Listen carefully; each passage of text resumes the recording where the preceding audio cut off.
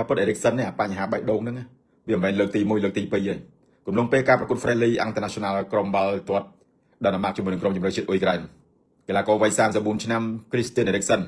ត្រូវបានដួលសន្លប់នៅលើទីលានហើយវាជារឿងដែលធ្វើឲ្យអ្នកគ្រប់គ្រងបាល់ទាត់ភ្ញាក់ផ្អើលការពិតអារោគបេះដូងរបស់គាត់ណាអារោគបេះដូងរបស់គាត់ហ្នឹងបើនៅបាល់ទាត់ការពិតគេហាមហ្មងគេហាមមិនឲ្យលេងពួកគេខ្លាចពេលដែលលេងទៅគឺវាហានិភ័យខ្លាំងដែលគាត់ត្រូវលេងពេលដែលគាត់ប្រើកម្លាំងពេលដែលគាត់ចង់ណានោះគឺវាធ្វើឲ្យបេះដូងរបស់គាត់គឺលូតខុសចង្វាក់គឺកៀងភ្លាមរំពេចហ្មងដោយករណីហ្នឹង Christian Eriksen គេនិយាយទៀតហើយលីកបារាំងលីកអេស្ប៉ាញ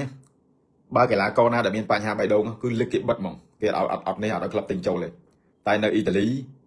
គេអត់មានច្បាប់ហ្នឹងទេអ៊ីតាលីគេអត់ហាមមានលក្ខខណ្ឌហ្នឹងហើយអង់គ្លេសក៏ដូចគ្នាដែរអញ្ចឹងបាន Eriksen ចេញពី Spurs ទៅ Inter ទៅអ៊ីតាលីលេងបានគាត់លេងបានយូរដែរទៅ Inter លេងបានតែមួយឆ្នាំទេលេងបានមួយឆ្នាំមក Brentford វិញមកអង់គ្លេសវិញបន្ទាប់មក2022បានគាត់ចូលរួមមួយ Man U ជិត3ឆ្នាំមកលេងមួយ Man U លេងបាន73ប្រកួតសុទ្ធបាន3គ្រាប់ទៀតណា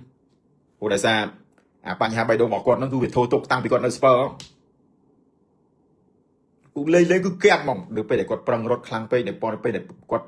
ប្រឹងប្រើចលនាធម្មតាចង្វាក់បេះដូងវាមិនញាប់វាមិនលូតញាប់អញ្ចឹងវាមិនធម្មតាដូចយើងដែរតែគាត់មានបញ្ហាបេះដូងនោះគឺតាំងពីកំណត់តាំងពីកំណើតគាត់មកហើយអញ្ចឹងបានគាត់កៀងគឺកៀងលើកទី2ហើយនៅ Spurs ម្ដងដែរអាហ្នឹងវាជារឿងចៃដន្យទេគាត់ក៏វាមិនចង់ឲ្យអាជំងឺរបស់គាត់នឹងរើឡើងវិញដែរប៉ុន្តែដោយសារគាត់មានឆន្ទៈគាត់ចង់លេងបាល់គ្រូពេទ្យបានប្រាប់គាត់ហើយគ្រូពេទ្យដុកទ័រជំនាញខាងបេះដូងប្រាប់ Eriksen ថាបើសិនបើអ្នកឯងចង់បន្តដំណើរជីវិតបើអ្នកឯងឲ្យបានវែងឆ្ងាយឈប់លេងបាល់ទៅពួកដុកទ័រដឹងថាការលេងបាល់ទាត់គឺវាហានិភ័យថាពាក់ព័ន្ធនឹងបញ្ហាបេះដូងហ្នឹងអញ្ចឹងកន្លែងហ្នឹងឯងដែលវាគ្រោះថ្នាក់ហ្មងសម្រាប់ Christian Eriksen យុគមិញការប្រកួតគឺត្រូវបានផ្អាកហ្មងដោយសារតែ Eriksen គាត់កៀងនៅលើទីលានក្នុងកំឡុងពេលការប្រកួតមិត្តភាពដាណឺម៉ាកជាមួយអ៊ុយក្រែន